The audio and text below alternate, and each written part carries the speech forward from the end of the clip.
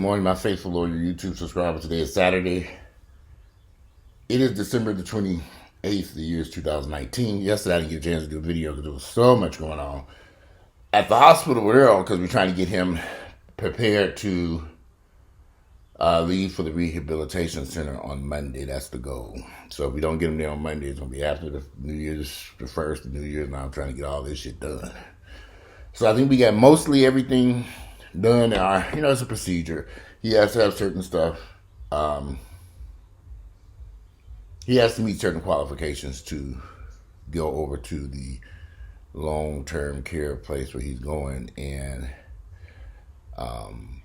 certain tests and documents need to be resolved. And so we were rushing trying to get that done yesterday because it was a Friday, and I was pushing.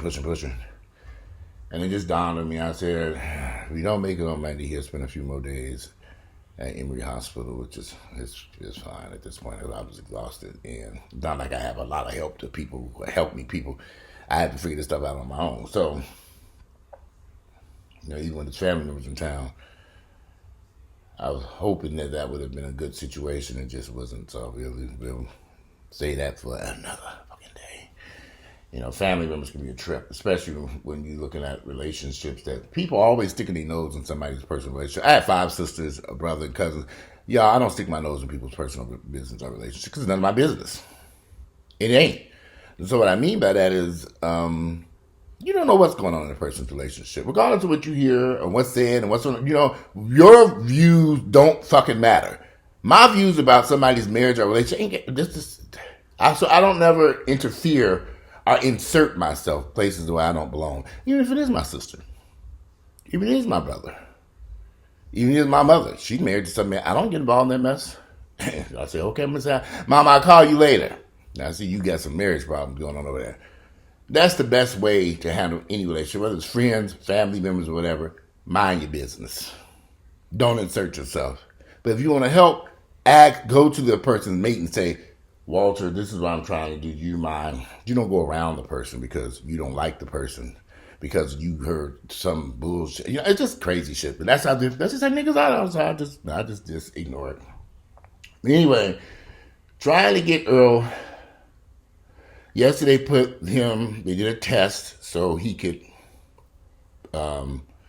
see if he could swallow. And there's a few things they were doing with this damn thing that's in his throat. So they were testing that and everything. Gave him a little bit of water, some ice to chew, some other stuff to see if he could swallow. So they can proceed forward where they're going to have to do some x-rays. So it's a process. It ain't just, it's a process. All this shit is a process. So anyway, that's what's going on with that. They did put the thing on his voice so he could talk. So finally he was able to talk yesterday for the first time. And he was talking for a good 10, 15 minutes, and then it just kind of wore him out. He was trying to, I guess he had a lot he wanted to say, but after 10, 15 minutes, he was like, knocked his ass out. He was tired. So he's going to take that as a process too. So today he'll be able to talk more. So it's just a process. Everything's a process. Nothing can be rushed. And here's the funny part. I just so happened to bump into a friend of mine at the bank yesterday I've known for years. And I was telling him what was going on, and he told me a very interesting story about he went through the similar thing, had pneumonia, was in the hospital on life support machines, dialysis, kidneys was messed up, heart was messed up. He was on all the same ventilator, everything. Got better in the hospital after being in a month and a half in the hospital in ICU. They transferred him to the rehabilitation clinic that he went to somewhere in South Fulton, someplace. But anyway, got there, was doing good, and then had a setback. He caught pneumonia a second time. He got sick again. He relapsed. Pneumonia, had to rush him back to the emergency room, back to ICU, back on life support, back on the machine. It was just like a huge setback, that he said. So,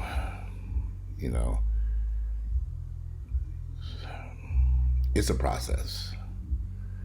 And like he said, his second battle with pneumonia was worse. than the first bout. So altogether, he spent months in the hospital, months. So I was sitting there listening to that. My heart was just dropping. Like, oh, well, we can't do this the second time around. So, but what he told me, Walter, take your time. If Earl has to be in that hospital for another week, let him heal. Let him sit there. If it means he don't go to that rehab place until after New Year's Eve, New Year's Day, and sometime next week. They can't get him in there next week sometime. He said, just take, it's a process.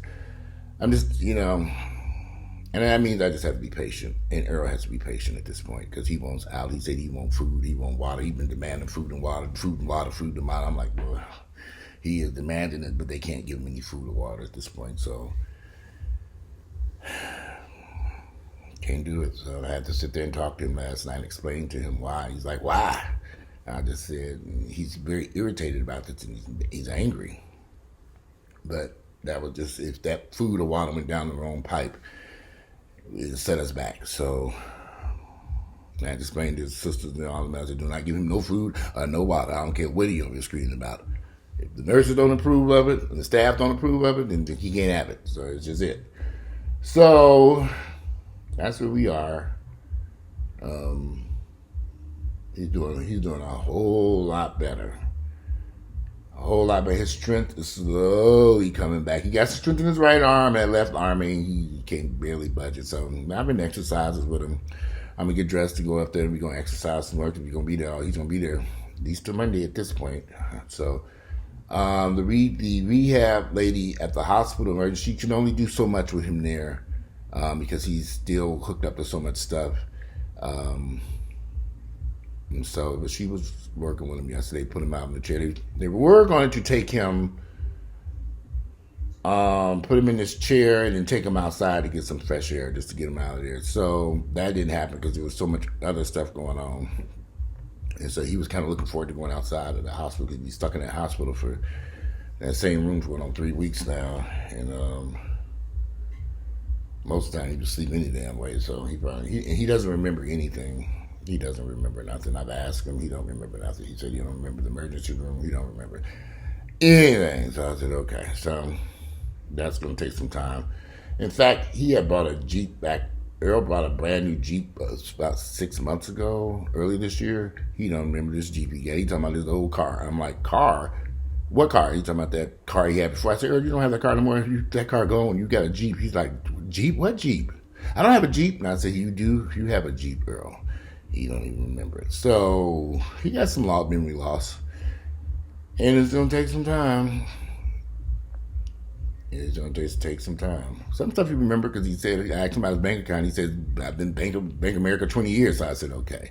So that part he remembers. So he did. So, some stuff he's having some difficulty with. I don't know how he would. Well, he just didn't remember the Jeep. So, yeah.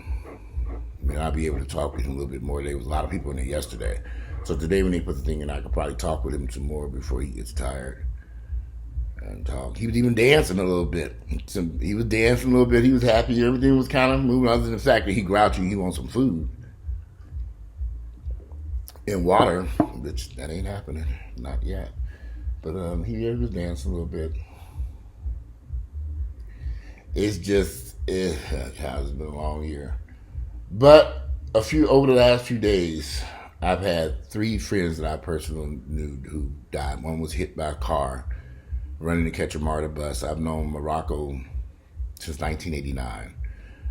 Morocco was one of the first people I met here in Atlanta, and he was literally running to catch a bus and ran in front of a car, and the car hit him and killed him. He died at the hospital, but I don't know, that was tragic. That just happened a day ago. Another friend died from cancer. I didn't even know he was sick from cancer. He died a day ago. And another friend, they said he had a heart attack. So 3 people that I personally knew died this week, suddenly and unexpectedly. And life is, I keep telling you, life is fragile, and your health is your wealth. And The sad part is I've seen so many people get hit by cars running to catch a bus. Literally, I've seen this happen right in front of me on a couple of different occasions here in Atlanta, and I've never understood why people would dart into traffic to go catch a bus. They see the bus running, about to leave them, or they're trying to catch that bus, and I hate them over that. This happened to Morocco, and anyway, I just thought I would mention that. But I'm sitting here by my pretty Christmas tree, and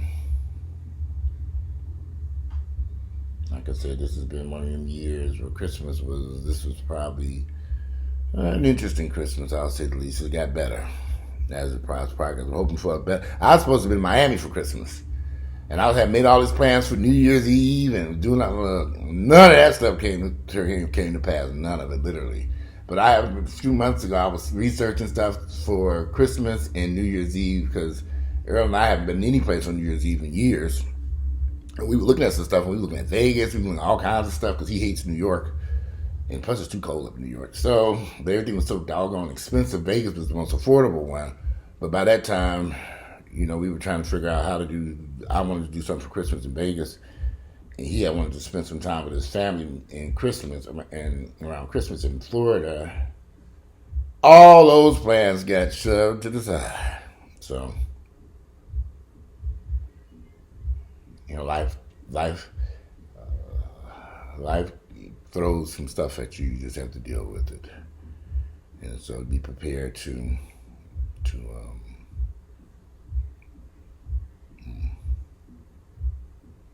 deal with it and make it work. A few months ago, Earl and I had wrote a contract on a townhouse that we were going to purchase. And the townhouse was 3 or 4 levels. And we both went up that townhouse, a beautiful townhouse. It was gorgeous. And we were getting a good deal on it, too. Brand new construction. I wasn't a fan of the area. He liked the area. I didn't. But we put the contract on. And then after a few days of going over there, Earl called me and said, "Walter, I can't make it up these stairs. This is just too many stairs. Because even to get to the front door, you got to go up all these stairs, walk through the front door, and then get up more stairs to get to the main level. Then upstairs, it was just stair after stair. I said, this is a lot of damn stairs. And then the floor. So anyway, we pulled out of that contract. So glad we did. Because if he had got there was no elevator shaft. Because he is not going to be able to go up and down all them stairs in that damn going place. I'm like, I was looking at them stairs thinking, my whole thing was, how are we going to move this stuff in here? Which moving in would have been easy because you're a moving company. But all them stairs, there were more stairs in that townhouse that we're looking at than this townhouse I live in now. So and I thought I didn't think the price was bad. I just didn't like the area. There were a lot of things I didn't like about it. Earl liked, and I was just like, we can wait. So we've owned homes before. I don't own so many houses. I don't give a damn about no damn house. So I'll tell y'all, the houses are headaches. I know everybody's all excited about owning a home. Great. I've been owning a home since I was in my early 20s. Renting is fine with me. Write a rent check. In fact, the place where I live at now, you see this window behind me. They're replacing all the windows. They're still doing work to these. If I own this shit, I'd have to be replacing the damn windows. They're putting in some beautiful windows and doing all this stuff. It's just a lot of work when you own something. And of course, as you get older, you do want to own something free and clear. But I'll wait for the economy to tank before I can buy something. Because trust me, it's coming. There will be a price correction. People are like, wow, you got these expensive cars and rent an apartment. I said, I don't give a fuck about them damn cars.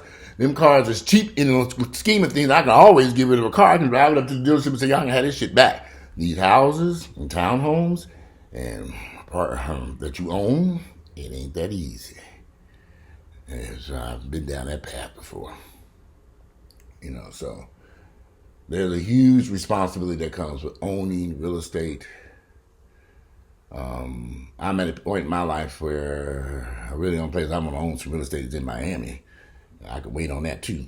But anyway, but nothing with no stairs. It's going to have to be some type of ranch style. So all that's on hold, of course.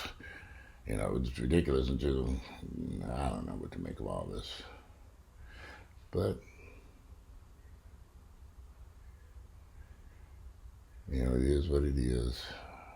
And so, anyway, I'm about to get dressed. I'm going to take a shower and get on up to this hospital because he's got some. Today's going to be a slow day anyway. Because um, most of the stuff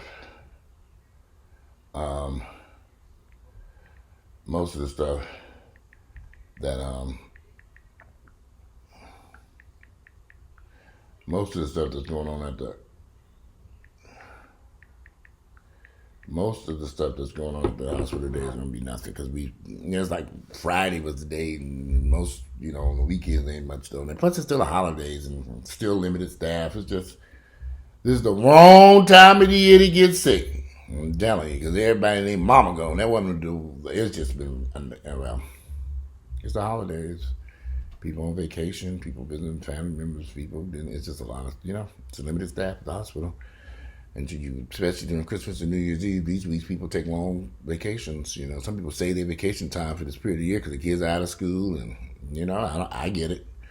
But if you're in the hospital, look, so today will be one of those days. I got a bunch of stuff I need to do today too. So I'm hopefully somebody will be able to come up there and watch Earl while I run around and do some of the stuff I need to do when his family leaves. Depending on. It just depends. But anyway, let me get dressed and get up out of here. Today is Saturday. It's December 28th. The year is 2019. This year is almost over with. It's almost done, 28th. And 2020 is upon us. Oh, I got an award. I'm going to post it. One of the G List gave me as an icon of the decade of 2010, which I thought was nice. I've been on social media going on 10 years now. So I started off on Facebook and then I went to YouTube. So it was about 10 years. 10 years flew by too. And I was supposed to talk about some stuff leading when I was 39 turning 40. I didn't know when I was 49 turning 50. All this shit. This was a horrible year for me, y'all. Let me rephrase that. This was an interesting year. It wasn't the best, but I'm alive and well, and I guess that's all that matters. Because some people didn't make it to 2020, and we still got a few days left. So let me knock on some wood and make sure I make it to 2020. Anyway, I'm out of here. Let me get dressed. Get tied up in the shower. I got a lot of stuff to do. Let me get out of here. So I can get out of here in the next 30 minutes to get to the hospital. All right, you all enjoy your Saturday, and I'm out.